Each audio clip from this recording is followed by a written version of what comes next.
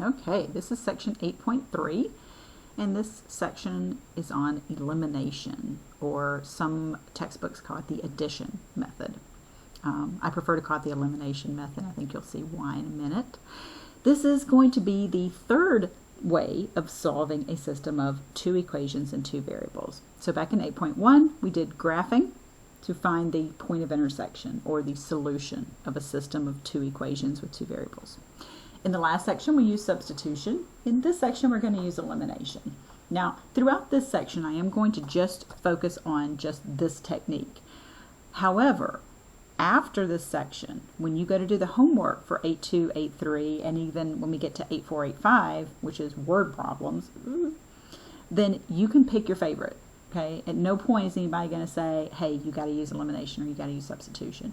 In fact, in section 8.3, if you don't like elimination at all, as I go through these examples, if you're like, no, I'm good with substitution, I know what I'm doing, I'm good with it, I always get them right, you can always stick with substitution. You don't have to use elimination. So, with that said, let me just demonstrate what it is before I start telling you about it. So, here's a system of two equations with two variables. Now, this one's set up very nicely for elimination. What elimination does is exactly what, the name would imply. It eliminates a variable. So if you were to add these two equations, and if adding those two equations eliminates a variable, then you can use this process. So if I were to take those two equations and add them together, look, x plus x, well, we know there's a leading coefficient there, an understood 1. That's plus 1y, that's minus 1y, those zero off, or we say that y is eliminated. So those two x's add up to be 2x, 25 plus 15 gives us 40. If we divide both sides by 2, we get x equals 20. Cool, right? You can only do this addition if a variable is eliminated. If you add them together and you get just another equation involving x and y, then elimination is not going to work. Or you're going to have to make some modifications before elimination will work. I should say that. So now we can substitute 20 into either of these equations for x. So I just chose the top equation. It was x plus y equals 25, so I put 20 in for x. So 20 plus what gives you 25? So y is 5. Now, remember, this means that my solution is x comma y. So here I didn't actually write that out. 20 comma 5 is my actual solution here. Remember, because it's a point of intersection. So you can see that if the equations are set up in this way, elimination is faster. All right? However, they're not all set up that way. In order to use elimination, the equations need to be in standard form. That is, ax plus by equals c. Also, when you add the equations, a variable must be eliminated. Okay? If the variable can't be eliminated by the addition method here, you can multiply one or both equations by a constant to force the elimination to happen. All right? So, I said solve by using elimination, also called the addition method. So I'm just trying to use these interchangeably because I'm not sure which one Hawks uses. I think Hawks calls it addition method, but if you've done it before in a different course, you might know it as elimination. Okay, so we get these two equations. Now, these two are in standard form, ax plus by equals constant. If you wanted to use substitution, you could solve either one of these for, say, like x, and then plug it into the other equation, right? I'm going to use elimination just to show you how this works. If you end up loving elimination and you're like, yes, I'm going to use this for everything, that's great. If you love substitution and you want to use it for everything, that's awesome too. It may be that you see some value in both. You know that sometimes if it's set up for substitution, you're like, yeah, I'm going to go ahead with that. Or if it's already set up for elimination, then you go with that. That's kind of where I fall on this. All right, so if I take the bottom equation, so if I add, first of all, if I add these up, a variable's not eliminated. I'll get 2x minus 4y equals 8. Nope, no elimination. However, I can force the elimination to happen if I multiply one of the equations, or both, by some constant. Now, this -1 here, it may look like I just pulled that straight out of my butt, okay? But I didn't. I chose this constant specifically to eliminate the x variable, right? Because if I multiply this bottom equation by -1, that changes this coefficient, because -1 times 1 is going to be -1. -1 times -7 is +7. And then -1 times -1 is +1. I put this on both sides just as a reminder. You really only need it on one side, but I found that by writing it on both sides, it helps students remember that they need to multiply it by this over here, because a lot of them will just distribute to there and stop.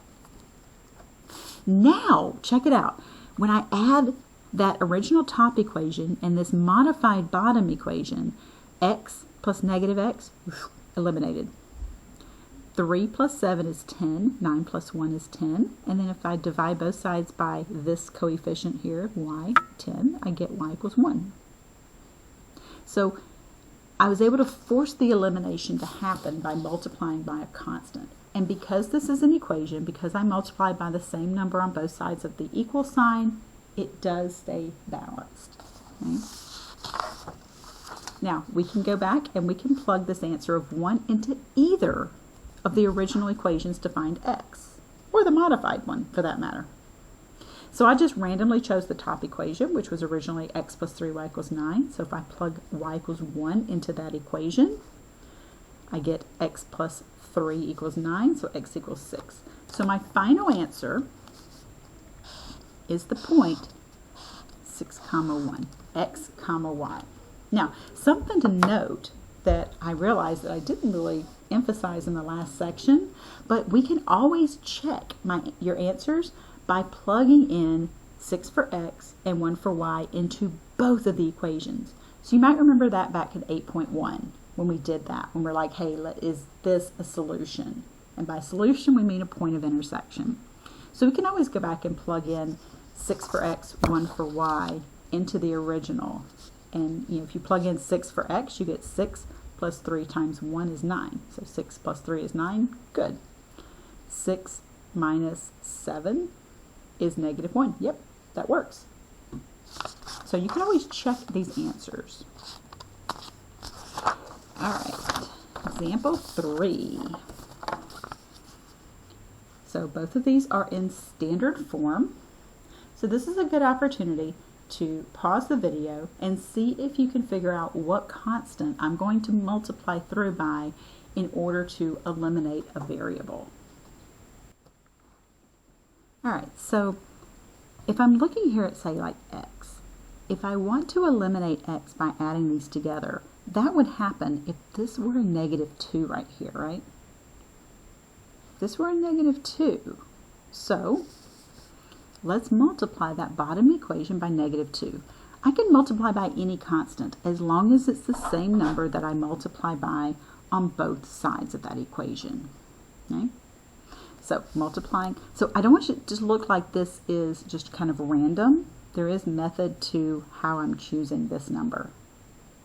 All right, so distributing that -2 to that bottom equation is going to give me -2x minus 2y equals -6. So I put these in red to show you how that -2 changed as we distributed it. Ooh boy, but look what happens in this elimination process. That goes away, right? That zeroes off. Ooh, but the y zeroes off too. So we get nothing on this left-hand side. No x, no y, nothing. 5 minus 6 gives me -1. Now, back In the last section with substitution, remember, if we got something that was not a true statement, like say 0 equals -1, those aren't equal, it was a no solution. That means that the two equations produce lines that are parallel. So they're parallel lines. They have no point of intersection. And this is what Hawks calls an inconsistent system. But there's no solution. If you end up with something like 0 equals 0 or -1 equals -1, then it is true. But here's the rule to kind of remember. If your x and your y's both 0 off, you're going to have either the no solution or the infinite number of solutions. It's going to be one or the other if your variables all go away. All right. So let's look at example 4 here. Now, remember the first thing is that they need to be in standard form. ax plus by equals c. That second equation is not in standard form. Okay? So that's the first thing to notice. Before we can use elimination, I do have to rewrite some of these terms. So I'm going to have to move this x term to the left. I'm going to move that 1 to the right. So moving that 1 to the right gives me 2y equals x plus 1. And then moving that x term to the left, now I've got this in standard form. Okay. So now my system becomes 3x plus y. What is it? I try to close the door and now my dog is scratching on the door. Let me in! Let me in! And I would let her in if she didn't sound like a big old fat ball of snot when she slept.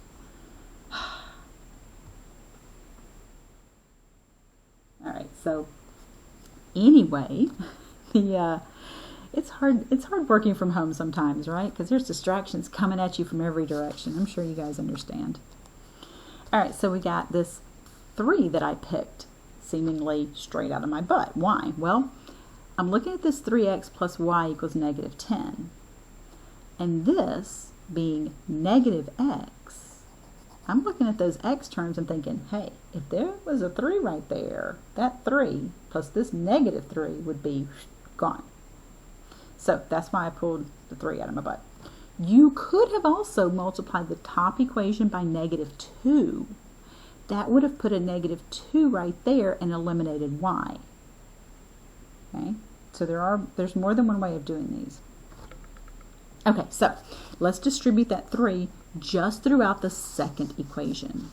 So again, I'm doing this red accents just to show you what is going on here, so you can kind of follow the changes. All right, so distributing that 3 throughout that second equation, we get this. The x's are going to be eliminated. Okay. All right, so I had to pause the video and let the dog in because now she's got the zoomies. She's all running around like a maniac. So we've got this x eliminated. We add these y-like terms here. We get 7y equals -7 from combining those like terms. So I'm going to divide both sides by 7 to get that y by itself. So there's half of my answer. Is this how you reward me for letting you in? By coming in here, getting a fat drink, and then horking everywhere? Yeah, okay. You're classy. You are a classy lady. So we get this part of my answer, y equals -1. Now I can take this answer and plug it back into either one of these for y, because that was my y answer. So I can plug it back into either one of these and solve it for x. Okay? So I just randomly chose the bottom equation. You could have used the top equation. I just chose the bottom. So I'm going to plug that -1 answer we just got in for y. So that's 2 smushed up against y. That is multiplication right there. So 2 times -1 is -2, and then -1 is going to be -3. So there's my x. Remember your final answer, always x comma y. I really don't want you guys to get all the hard work correct and then miss the final answer because you put it out of order. I really want to harp on that. Okay. Example 5. So let's use elimination to solve. All right, both of these are in standard form, so you know we got that going for us. Here's what makes this one more challenging. If I look at this and I'm like, I'm going to eliminate the x. What can I multiply this 3 by to get it to be 7? Ugh, 7/3. No thanks. Okay, maybe the y. What can I multiply 3 by to get 2, or 2 by to get 3? Nothing. Eesh, it's not looking good.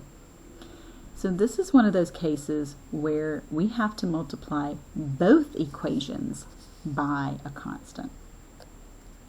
So I chose to multiply the top equation by 7 and the bottom equation by -3.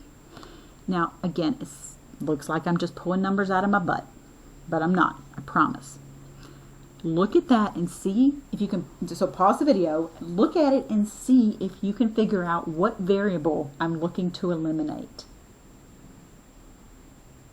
All right? Now, multiply this top equation through by 7, multiply this bottom equation through by -3. Look what these become. Look at yourself, look at what you've become. So we get this 21x plus 14y equals 98. Negative 21x minus 9y equals negative 78. Check it out. Now those x's are going to be eliminated, right? That's 0x. So I get 5y equals 20. Divide both sides by 5, I get y equals 4. So these are more challenging because you have to, multiply both equations by a constant. Now, one rule of thumb is that, notice here I used -3, 7.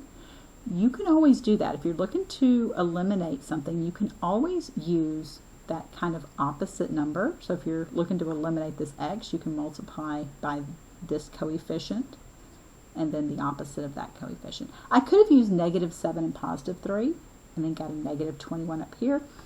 I would have ended up with -5y equals -20. It still would have divided out to be +4. All right, I'm going to plug y equals 4 into either of those equations up here. I just chose the top equation, just no good reason. And then solving that, I get x equals 2. So that means my final answer is x, comma, y. So there's my final point of intersection, which we know is the solution for a system of equations. Okie dokie. Let's go to this last example here. And I'm going to solve this by elimination. These are in standard form, so that's a plus. All right, what are we looking to eliminate? I tend to go for the x first, just first one I see, right? Reading left to right. So let's see, that's a 12. I can multiply this by -3, right? And that would eliminate the x. So let's do that. So if I multiply the bottom by -3, that's going to give me this new and improved equation. But oh no, here we go again. The x's and the y's zeroed off. Remember what happens when you get both of those going away? We're going to have one of those special cases where it's either no solution or infinite number of solutions. So here, look, 21 minus 21 is 0. That's a true statement. Before it was like, what, 0 equals -1? Not true. Those are not the same thing. But 0 and 0, yeah, that's true. That means we get an infinite number of solutions. That means our line is the same line. That means that we have an infinite number of intersection points. And Hawks calls this a dependent system.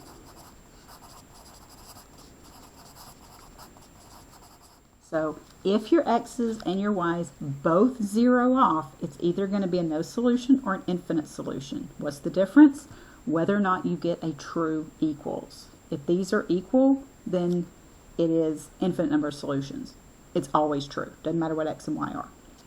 If it's false, if these two numbers are not equal, if it's 0 equals 1 or 0 equals 7 or 0 equals -1/3, then that would be a no solution. That would be parallel lines.